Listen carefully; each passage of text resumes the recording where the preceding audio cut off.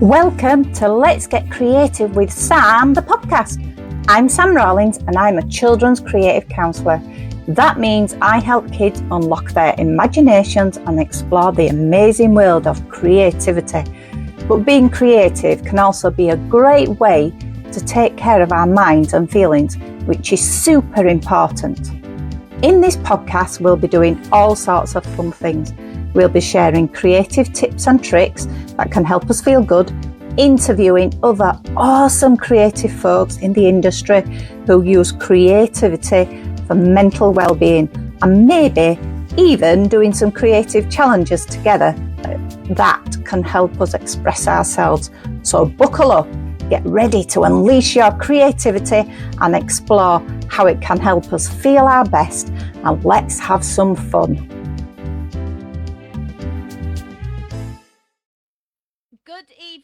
Good evening. It's Thursday, and this is the second episode of Let's Talk About Creativity with Sam this week, and I am so excited.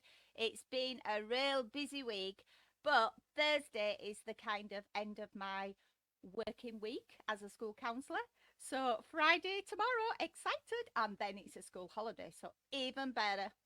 Anyway, my name is Sam, and I'm a children's creative counsellor, and this is my series. And would you believe it? This is season 3, episode 27. So all good.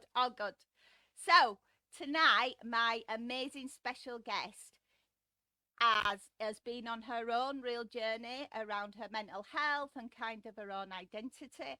And she's coming on tonight to talk to us all about where she is now and where she's going to go to. So without me saying any more about it, I'm going to bring her on, Georgie Smith. Hey! Hi, Georgie. Hello, good evening. Good evening to you. I'm checking if there's any delays, because sometimes there's delays with my Wi-Fi at the moment. Not too much. I'm speaking now. I can hear you. Slight delay from my end, but nothing much. We're working. We can hear each other. We can see each other. All good. Absolutely. Okay, well, thank you for joining me tonight. And I'm really excited to speak to you and find out about where you are and where you're going with everything at the moment. So, would you like to introduce yourself to everybody who's watching? I'd love to. Yes, thank you. And thank you for having me on, Sam. It's so nice to chat to you. I am a women's identity coach, and I am specialised in working with women who feel lost, uncertain of their sense of self.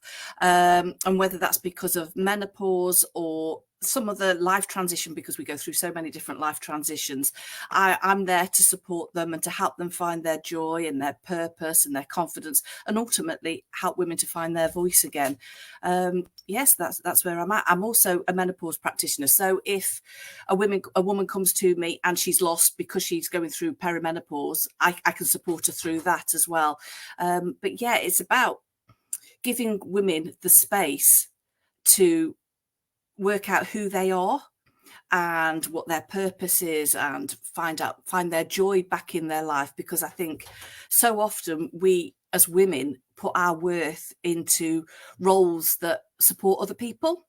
We say that we might be someone's mother, we might be someone's daughter, someone's wife, or someone's employee, and we put our worth around those roles that we hold for other people. And things happen to us in our lives where those roles change. Children might leave home, we hit the menopause and things change, or we want a different career, and suddenly we think, who are we? How do I fit into this? How do I fit into all this role now? And I want to give women that space to be able to work all of that out and find out what's important to them again. Thank you so much. And that's such a wonderful thing to be able to do, to be able to support women. Because we all know it's part of our journey of life, as in women, to kind of go through the perimenopause and menopause. Although there is the menopause for men. Oh my goodness me! I'm having my own tongue twisters with these words tonight. Yeah, there is the menopause for men as well, but obviously it's a different level. And tonight we're speaking about how you support women. So what made Absolutely. you kind of decide to go down this route? I've had quite a roller coaster of a life. Different things have happened to me from childhood through to adulthood. And I was in a job. I'd got my own business working in the construction industry, and was seemingly okay. I was going through perimenopause myself, but really not sure what it was. And I think a lot of the time when we're going through perimenopause, we haven't even clicked on that that's what it is. But I'd got this business, and it wasn't, I wanted to take it into a different direction. And I started working with my own coach and looking at what my values were and my beliefs. And I realized through doing that work and work on myself and my own self-awareness that actually what I was doing didn't align with what felt true and right for me, because I hadn't known myself properly before. I'd never done that work. I don't know if we were ever taught it. Some people do it intuitively, but I hadn't. And everything was out of line. And it was only through doing my own work I realised how important it is to know who we are and to feel comfortable in who we are and to be authentic in our actions, what we do, because otherwise everything feels uncomfortable inside. And it was through doing that for myself that I finally felt able to stand up tall, because I'd spent quite a few years living in my head, and I was making myself very small. And I think that's something quite common for women, that we put our heads down, make ourselves small, and I'd become very disconnected from my body. And by just learning about myself and learning about things that had happened to me not being my fault, for example, and being able to move past those, that I was able to stand up and say, I am Georgie Smith, and I am proud to be Georgie Smith. And so the business was born from that idea, basically, because I want every woman to have the opportunity to be able to stand up tall, to be proud of themselves, to be comfortable with who they are. And that's not to say life's all roses, but, you know, just to be comfortable and know that they can deal with anything, become resilient, and be able to be proudly and stand up and say, I am, and for me, I am Georgie Smith. And that's where it came from, really, just knowing that I've got so much experience behind me and have been through many things myself, that I can coach people from a place of understanding, of empathy. Obviously, I've got a coaching qualification as well, but I can come to it knowing there's probably not that many situations that someone can come to me and say, I'm going through this, and I couldn't say, oh yeah, I can relate to that, and I can understand, and I can help them work through that. And that's not counselling. I've had lots of counselling over my life, and for me it wasn't necessarily the best thing, because I was reliving different traumas. For me, coaching worked. So we might look at what's caused an issue, but then we move past it and move forward, and just look forward to the rest of their chapters of their life with excitement and joy, and look forward to doing what they want to do rather than what they feel they should be doing. Absolutely. And that's such a wonderful place to be in. I love that your business started off with your name. That was where it rooted from. I am Georgie Smith. Absolutely. That's so empowering to hear, you know, and inspirational as well for other women who might be watching or listening, and just kind of, like you said, are lost. And I mean, identity is such a big thing. And I think you're very right, you know, that we get to perimenopause and we haven't got a clue what's going on, all the changes in our bodies.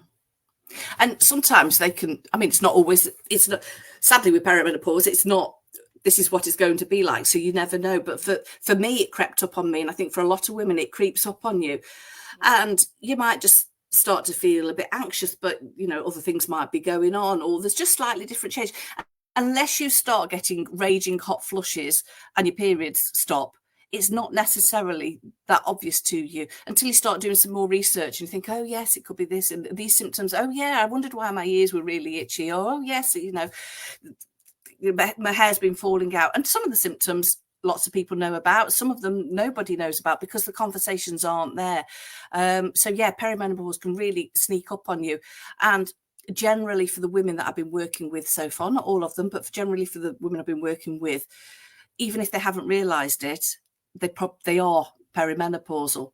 And so just being the menopause practitioner has just meant that I can guide them through that a little bit and just help them and support them on managing those symptoms, whilst also working holistically with really digging into who they are and what they want out of their life. We just so often think, I haven't got time to work on me at the minute because I've got to do X, Y, and Z for different people in their lives. I can't do that at the moment. The kids are too young, or I can't do that at the moment. I've got a really big project at work. And it's like, but when will be a good time to work on you? Because, you know, we've only got one shot at this life. It wants to be the best one. We want to be comfortable. And ultimately, I have found so far, without a doubt, when women have taken a step back and looked at their own lives and their own personal life and looked at what's important to them and worked out what they want for their future, it gives them energy. Because we spend a lot of time working on them doing the things that give them energy. And it might be that they're away from their family for a little bit of time, but actually ultimately they've got more energy to give to their family, or more energy to give to the job that they want to give to, or more energy to spend with their time with their friends, because they've filled their own cup back up again. And it's a bit of a cliche, isn't it, to say you can't pour from an empty cup, but it's so true. Unless we do things for ourselves, we can't give to other people. So it's not selfish to take the time out for ourselves and to work out what we want and to do the things that we find fun and joyful and playful again. It's imperative to be able to carry on doing the things that we need to do for everybody else as well. Absolutely. Absolutely, 100%. I'm almost like, well, there's nothing else to say now. That kind of puts it all in a really nice, neat box. And like, yeah, that's perfect. But we know, don't we, that there isn't this really nice, neat box, because there's all the other things, all the external factors that like occur. So how has it changed your life, Georgie, since you've kind of took a step back, looked at who you are and realised that actually there's more in life than what I've been used to? Well, obviously it's given me this business, which is just amazing, because I could spend all day, every day, just chatting to people. I love it. It's given me such heartwarming joy to be able to support the women that I have and to see them come on in leaps and bounds, to see the start of our sessions where their heads are down a little bit and they're low and they don't quite know what they want. And when I finish working with them, for them to go off and be, this is just smiling and heartwarmed inside. And that's how it was for me as well. When people say, how do you feel now? It's really hard for me to describe, apart from a lightness and an excitement and just knowing inside that everything is going to work out exactly as it should be and be really, really good. And just trust. My word of the year has been trust. So I just trust and know that everything's going to be okay, because I've got this confidence, because I've got a confidence in myself that I've never had before. I can trust myself now. And I never did. I always doubted everything that I did. And now it's like, and also a confidence that I am me. I will mess up sometimes.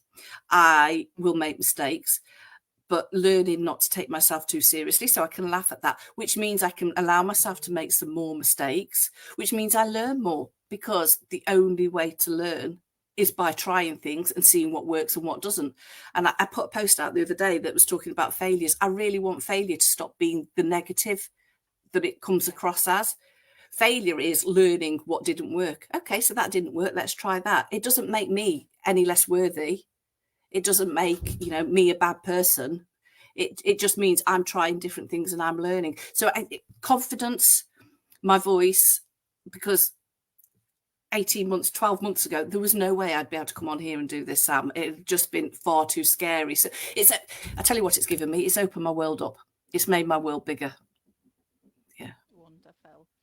And I can kind of go back to last year, October last year, Georgie, when I first met you at a business event, and how we both were. Yeah, absolutely.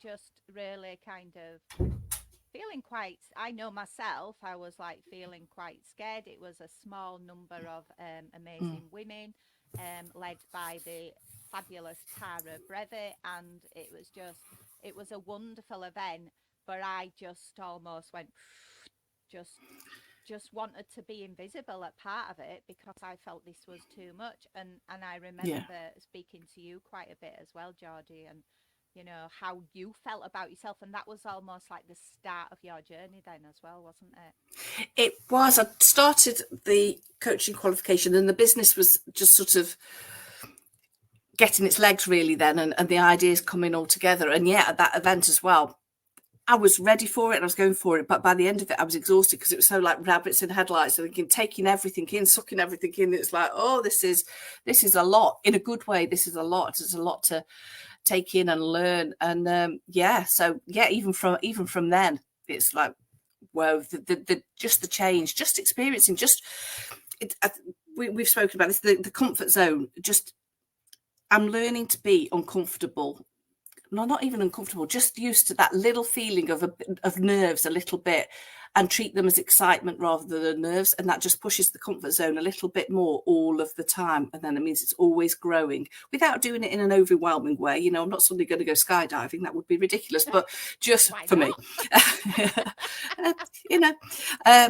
but for me, that would be really terrifying. But no, just pushing my comfort zone just that little bit at a time so that I'm always growing. Because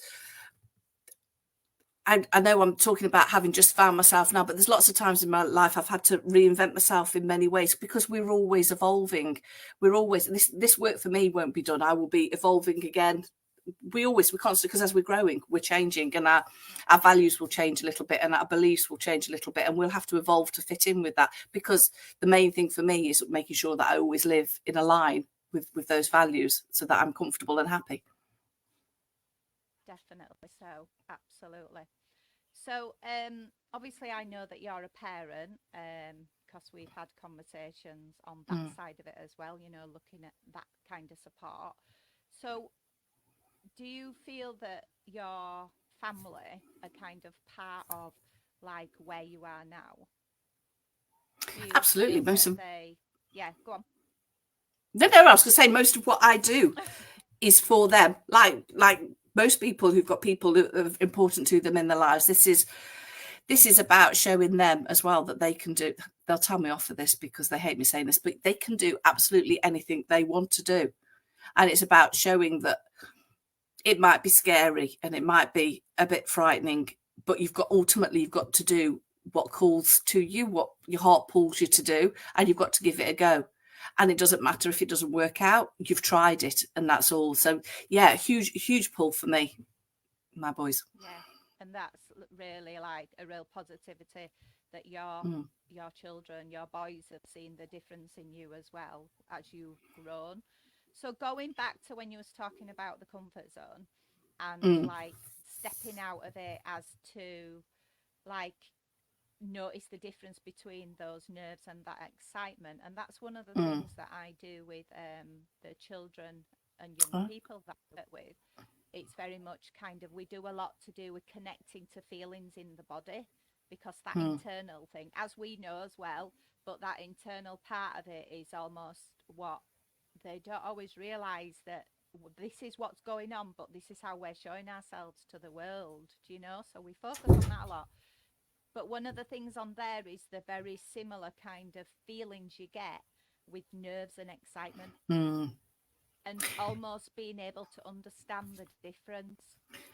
It is, but for me as well, it's almost using the similarities to my advantage as well. So when I feel nervous, trying to remember that actually this is also how I feel when I'm excited. Those butterflies in there and the tummy churning a little bit. So I almost twist it the other way. But yes, getting in touch with our emotions and understanding those feelings is some work that I've had to do a lot on myself as well, and understanding what the different emotions are, and exactly like you say, how that makes me feel in myself and how that makes me present to the world, and utilizing emotions and not making me freeze. Whereas before, if something scared me, I'd have run, because my ego wanted me to not trust myself, wanted me to hide away, and it was trying to keep me safe. We're actually trying to tap into some other emotions that were there and use those just to move forward is something I wish I'd been able to learn a lot earlier on. Yeah, well, I could say that as Mm, well. You know, it's been a real mm, kind of long journey for me. And when I see where I am now to even where I were like beginning of this year, you know, last year, mm. as I was saying earlier, this is like season 3. And who would have Yeah. thought from one episode that I would be continuing it and being able to speak to so many, you know, amazing people. So yeah, absolutely. Stepping out of our comfort zone is a huge part of it. But I also Mm, like what you talk about with around failure as well, and that it's not a mm. negative. No, no, I really would like to change that. It's really, it's also success on the other hand as well, defining both of what those mean to you. So failure isn't a negative, it's the learning thing. And what does success mean? Does success mean that you've had to, is it on the metrics? Have you had to, has everything had to go 100% as you wanted it to? Or does success mean that we're trying these things and we're seeing what works and what doesn't? I think they're so intertwined, but just Yeah. just changing what it is in our minds so that it doesn't bring us down when things don't go quite as we'd really hoped they would. And actually just thinking, actually that hope being, I hope I give this a go. I hope I try. I hope I do different things. I hope I see how this works. I hope I learn something from it. Yeah, Yeah, and for me, it's just changing that narrative on the failure. absolutely. And that kind of connects to fear, isn't it? It's like, is it a fear Yeah, of success? I've been asked this myself. yeah, Is it a fear of mm, success or a fear of mm, failing? And when you mm. start thinking about it, when you really start focusing on it, it's like, oh, that is a good Yeah, good question. question. What would Mm. you say for yourself, Georgie? For me, it's the fear of failure. I guess that's why I focus on that one so much. I was always worried. I'm learning not to be, and it's a work in progress. But I was always really scared that I would be laughed at, that I'd fall over in front of people, that I would be shown up to not be as good as I was saying I was. A bit of that imposter syndrome type thing, and just people just calling me out, really. So for me, I guess it was the fear of failure is the one that comes up for me. But then actually, on the other hand, like you're saying, I sometimes wouldn't try things because my success narrative wasn't the right one. Because if I couldn't be 100% successful at it, if I didn't get absolutely everything perfect, I just didn't want to try at all. So yes, I guess there is that. But I guess the wanting everything to be 100% perfect, whatever perfect means, Hmm. came because I thought I'd fail. Yeah, yeah, That's it a is a real good kind question. of, Mm, yeah. And we can almost become wrapped up in these sayings, can't we? And mm, create our own anxieties by yeah, just that overthinking and that overwhelm. absolutely. Overthinking is huge, and I used to be terrible at it. So finding some different techniques and tools to stop ourselves overthinking, to get ourselves distracted, is key to a lot of it. Because that's when, for me, I go into my mind an awful lot of the time. If I'm overthinking something, if I can't come to an answer, and then I start berating myself, and that inner narrative and that inner troll comes out and tells me off, and no, stop it. And the troll in my head and say, no, we're not having any of that, and going off and do something different. For me, it's going off outside, usually, even if it's just for 5-10 minutes, and just breaking the circuit a bit of that, that inner narrative, that overwhelm, inner narrative, head mess. And I noticed the other day, even in the rain, which I Even love. in the rain, the dancing in the rain, yes, I love that. absolutely. The things I'll do, absolutely, dancing in the rain, because that's just, it's the metaphor that life can't possibly be always on that high. It can't always be that joyful and that wonderful. One, because actually, if it stayed up there the whole time, we're changing the band. We need to improve on it all of the time to get that buzz, that happiness. And two, life's just not like that, is it? So it's learning to deal with things, the negative things, in the right way as well, and trying to find the positives where we can, but also knowing that those moments will pass, and working through them, and just acknowledging it's part of the journey, because it's so important to, it's horrible, isn't it, when you say enjoy the journey? It sounds terrible, because sometimes you're not going to enjoy it, but just to be present for all of the journey as you're going along. I was talking to someone recently and they gave me a great metaphor. When you're at the top of a castle and you've got to make your way down to the bottom of it, you don't just leap off the side to get to the bottom. You go down the stairs and you look at it all and you see it all, and you might stumble on a step on the way, but you've enjoyed the journey as you've gone along. You've enjoyed what you've seen around you, and life is really important for that as well. And I might talk to my clients about setting their goals and working visualizing what their future is going to look like, but actually we also look at how they're going to enjoy that as they go along. The happiness, the goal, the end isn't the destination. It is a destination. It's not the bit that you're just aiming for, because what happens when you get there, you've got to enjoy that whole process and be present in your everyday life, as well as just head down, focus, I've got to get to that goal, because you've missed everything on the way down. Yeah, definitely. So almost like having blinkered glasses on it. Yeah. It's like having that tunnel vision where you don't see anything. And what's missing apart from out that there goal is mindfulness. Exactly. So I love mindfulness, and it's really useful. It brings you present. It keeps you tapped into the day that you're on, the moment that you're in, the second. Sitting down and just enjoying your cup of tea with nothing else going on, just being really mindful, enjoying your meal without your phone on there, just enjoying those moments. Because there is evidence that actually, if you've just got a goal and you keep your head down, you're blinkered in, and I'm going to be happy when I get there, I'm going to be happy when you get there, actually you're not. And then you need another goal. Well, I'm going to be happy when I get there. What's going to be the thing that makes you happy? Actually, the thing that's going to make you happy is enjoying and being present and being mindful all along the way. And you'll find when you're like that, actually the goal will evolve anyway, because you're changing, you're enjoying the moment, because you're experiencing different things, you're changing, and actually your goal might change. And so you never actually totally reach that point, because you're always evolving and keeping the happiness going. Yeah, definitely. So if we kind of focus a little bit on perimenopause and menopause, because that's the kind of like, that's your business, that's the people you support, the women you support. What have you noticed different about yourself since you've got to, would you say you're still in perimenopause, or I'm still in perimenopause? Yeah. No, I'm still in perimenopause. For me, it's just being aware of what's happening to my body, and being aware of the things that I can do to manage some of the symptoms. Now, full transparency, I'm also on HRT, but HRT isn't necessarily a one thing sorts everything out.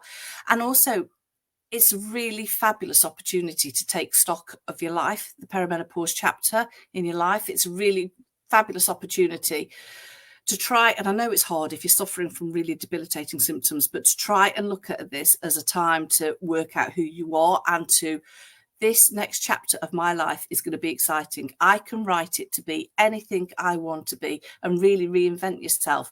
And not only does that give you a motivation and an uplift, it can help with the perimenopause symptoms anyway, because it might help lift your stress. And if you're stressed, your menopause symptoms are going to be far worse because of the cortisol in your body.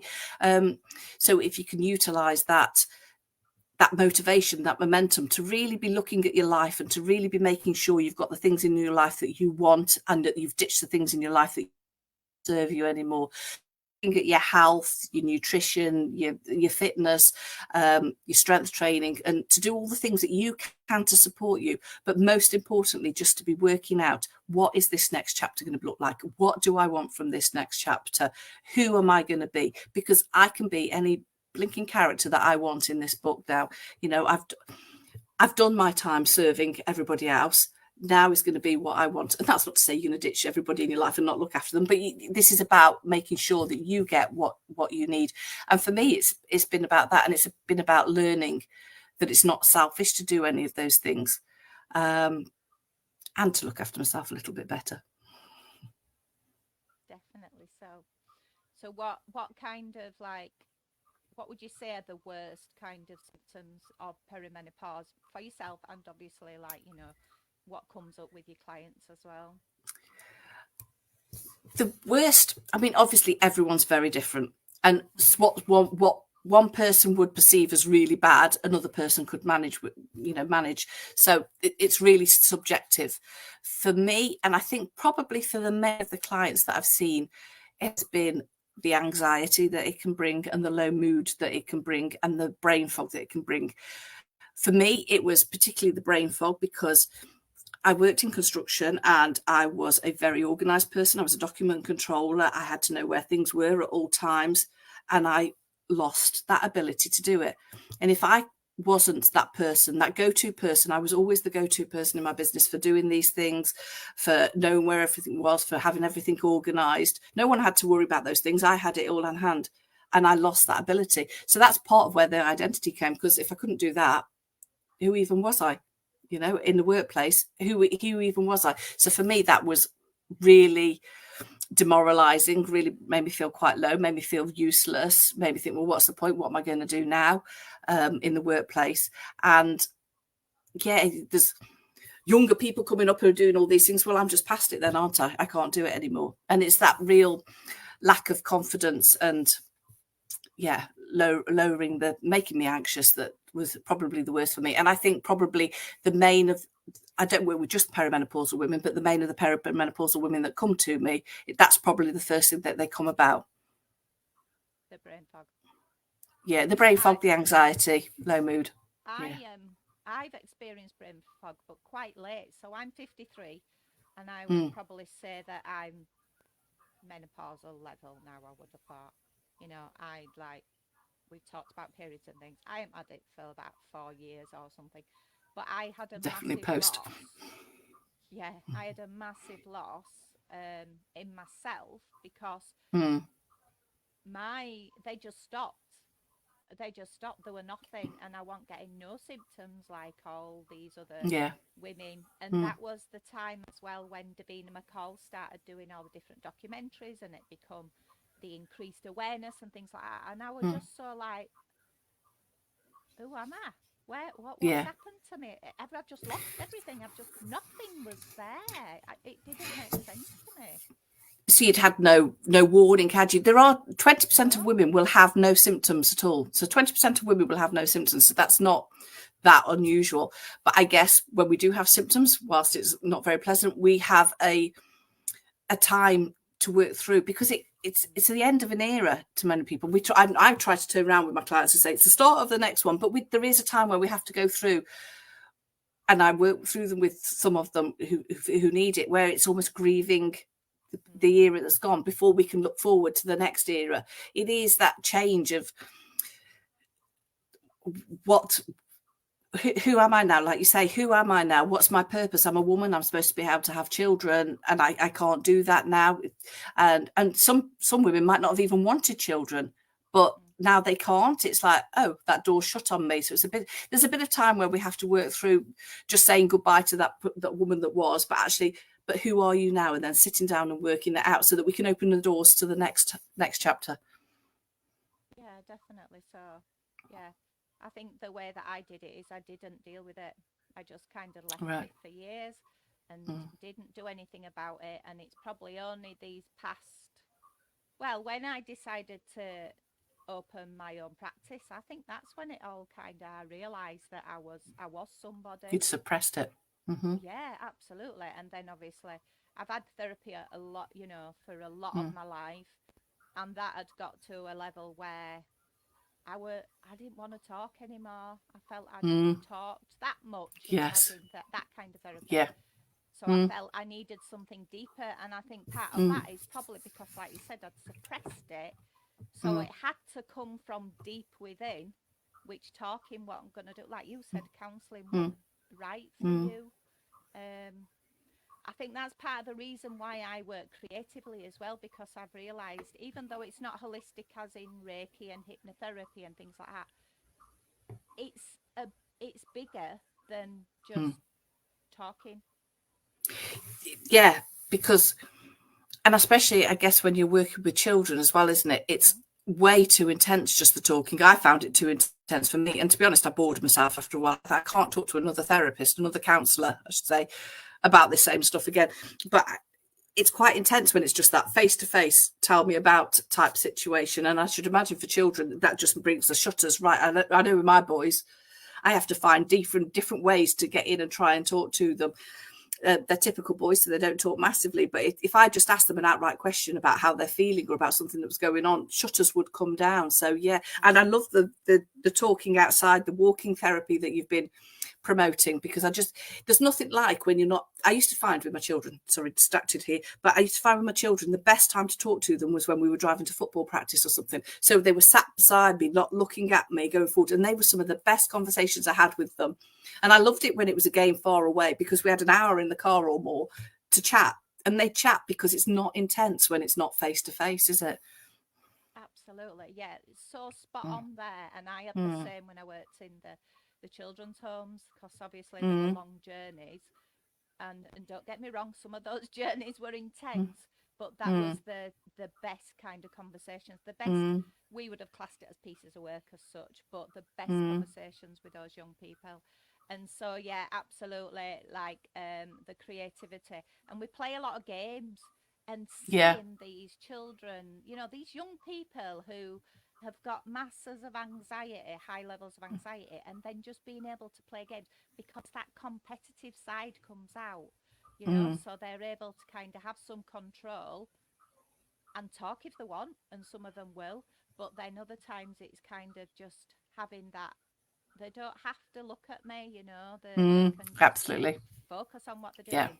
But it's still, it's therapy, you know, as in a different way. And then what you said absolutely about the walk and talk. So yeah, we find different ways, and that's what you do, don't we? You, with your clients, you find different ways to support them. Well, absolutely, because we're not a monolith, are we? Everyone's different. So I usually start off in the same way. We'll always start off by looking, well, if they've come to me for perimenopausal symptoms, we'll always start off by looking at those, but we'll then always going on to working out what's important in their life to them at this moment.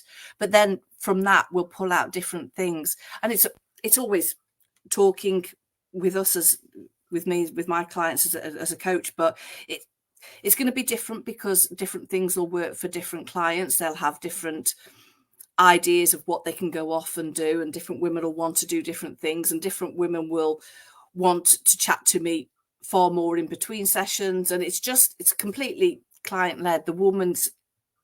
We've all got the answers in ourselves. No one actually really needs a coach, but it's helping them pull all the worms out of the tin sensibly, and just being there to have that distant view, because when you're in the thick of things yourself, you can't see the obvious answers sometimes. So it's just been there for them to do that, and that's completely got to be down to them, because their stories are entirely different for every one of them.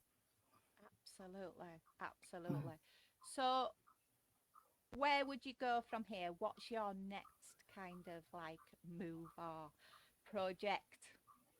My next move is really exciting. So in July, it seems a way away, but it's rolling around very fast. In July, anytime now. In July, my membership is opening. So I am opening a membership, for group coaching. And some people are a bit like, oh, group coaching. Group coaching is amazing, because you get far more, because not only are you talking about your own issues, but other people are talking about theirs as well. And it doesn't have to necessarily be private things, but it's just the whole scenario. And you think, oh, I hadn't thought of that. Yes. Oh, yeah, that happens to me, but I hadn't thought of that. And oh, that's a really good idea. So loads of heads together are far better than just mine, to be honest. So I'm opening my group coaching. It's going to be called Flourish. There will be weekly group coaching opportunities and expert speakers. So what I really, really want to build is a community for women, because I think there's nothing like it, knowing that you're finding your tribe of people, especially in the menopause journey, because I think a lot of people don't even acknowledge that it's happening to start with, because they feel like they're going mad. I can't tell you the number of people who've told me they thought they've got a serious illness, quite seriously feel they've got a serious illness, or certainly that they've got dementia. And just to find people who are going through the same thing as they are, it's one, really empowering, but two, straight away helps the stress levels, because they realize it's not them personally. They realize it's what they're going through. It's the journey. And to have other people to talk about that is just really, really empowering for them, and can drive that forward. So I really want that community spirit built up. There'll be a Facebook group where they'll be able to talk privately, obviously a private one, where they'll be able to talk and ask each other questions, but that group coaching session as well. And there'll be opportunities for them to have one-to-ones on top if they'd like that, just extra. But you've been in group coaching sessions as well, haven't you? You've been in group things, and it's so useful, isn't it, to have lots of voices? Yeah, it really is, because even if you've nothing to say that day, just being able to listen to other people, it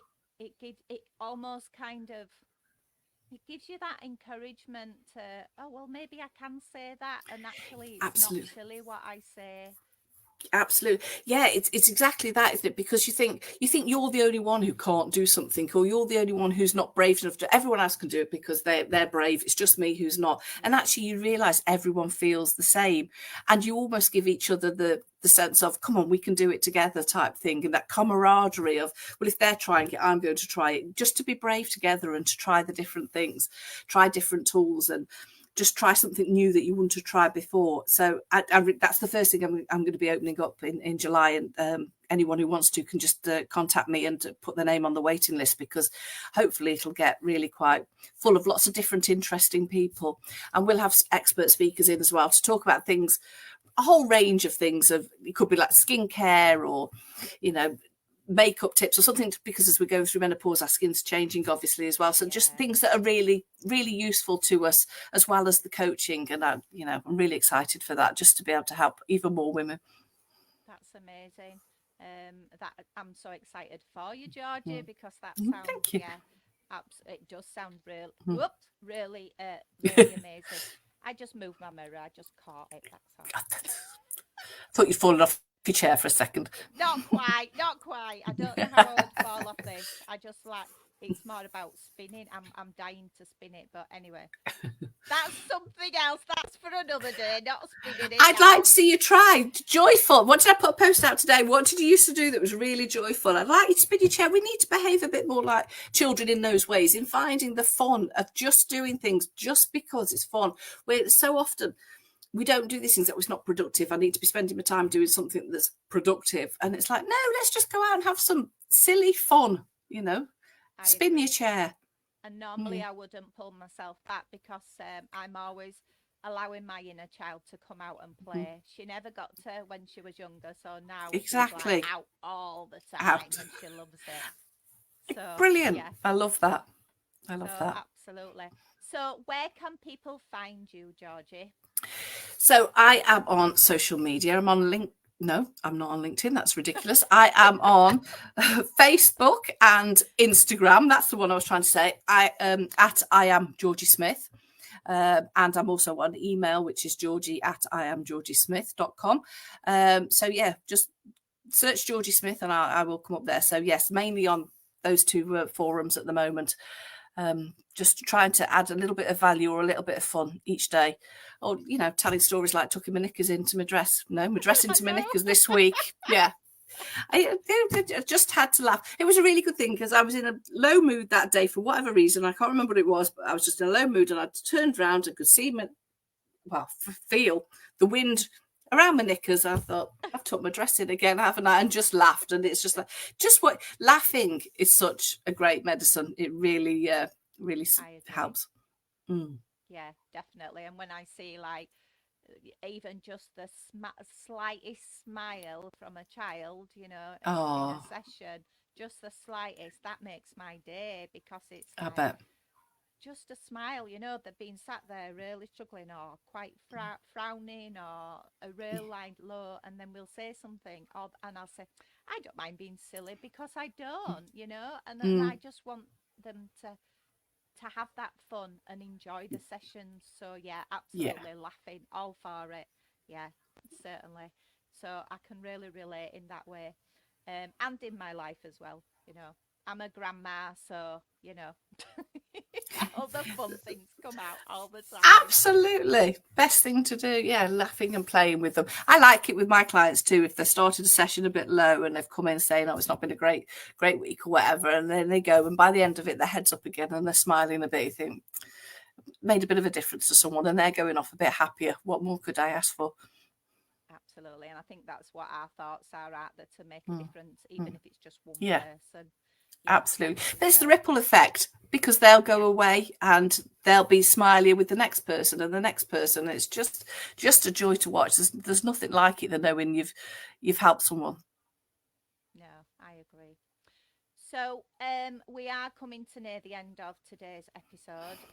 It's been so wonderful to talk to you, but before we kind of get to the end, that was who goes that end? I don't know. It's one of the programs on the T, and we're coming to the end of the show, but then there's another end of the show. It's the two. It's the two guys. Oh my gosh, I'll have to think about that. Who it is? I know it is, but they've stopped now. Bit of a distraction there. So yeah. So what are your 3 tips then for the women you work with, for parents, around mental health? What's your thoughts? For parents, oh my goodness, what's been the best thing that I've no, but I'm going to start with that one now. This might sound obvious, and I don't know if it's said loads and loads, but I always pick my fights. And don't sweat the little stuff with them.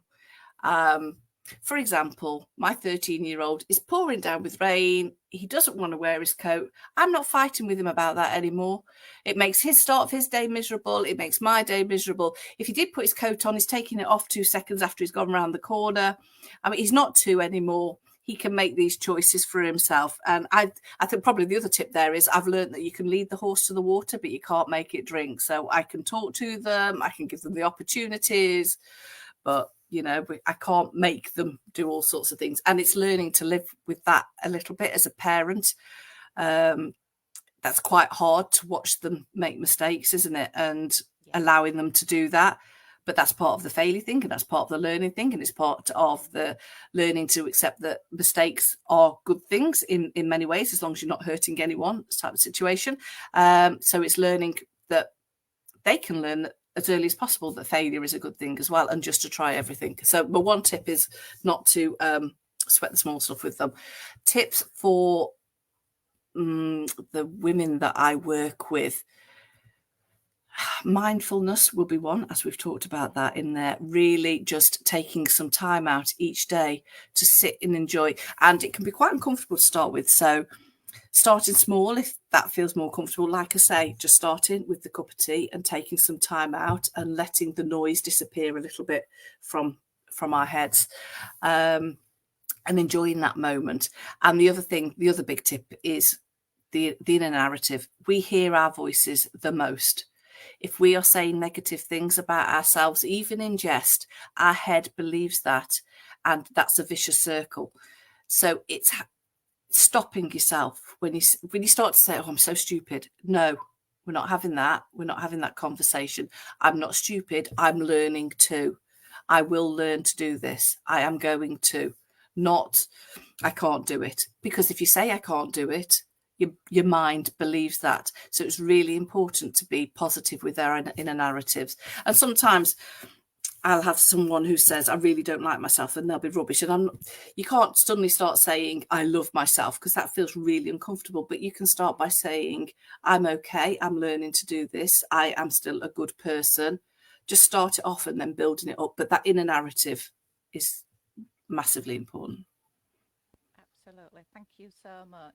Well, it's been such a wonderful evening being able to speak to you, Georgie, tonight. And I've loved every minute of it. And there's so many amazing points in it as well to kind of take away for me and for everybody who's been watching. So thank you so much for everybody who's watched or listened tonight. Thank you. As I say, I will put Georgie's links in